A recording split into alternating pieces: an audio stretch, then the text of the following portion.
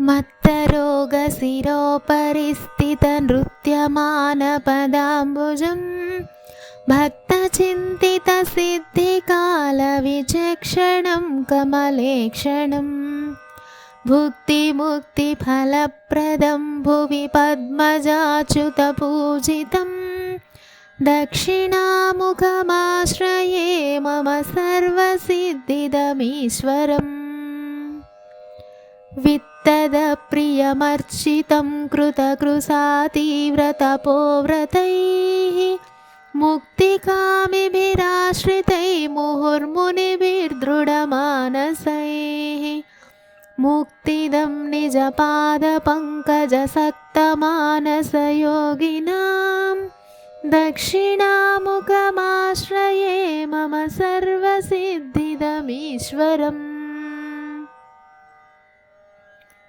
कृत्तदक्षमखाधिपं वरवीरभद्रगणेन वै यक्षराक्षसमर्त्य किन्नरदेवपन्नगवन्दितं रत्नभुग्गणनाथभृद्भ्रमरार्चिताङ्घ्रिसरोरुहं दक्षिणामुखमाश्रये मम सर्वसिद्धिदमीश्वरम् नक्तनादकलाधरं नगजापयोधरमण्डलं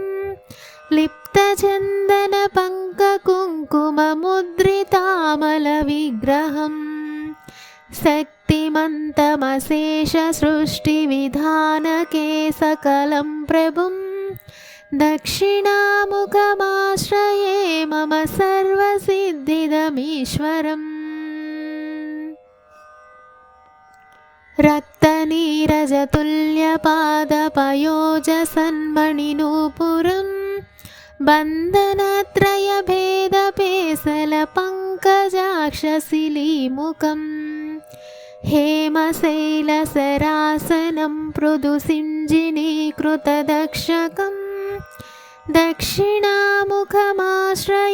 मम सर्वसिद्धिदमीश्वरम्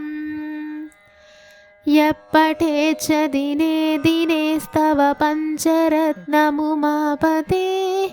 पुरातले मया कृतं निखिलागममूलमहानलम् तस्य पुत्रकळत्रमित्रधनानि सन्तु कृपाबलात् ते महेश्वर शङ्करा किल विश्वनायक शाश्वता। इति श्री दक्षिणामूर्ति पंचरत्नस्तोत्रम्।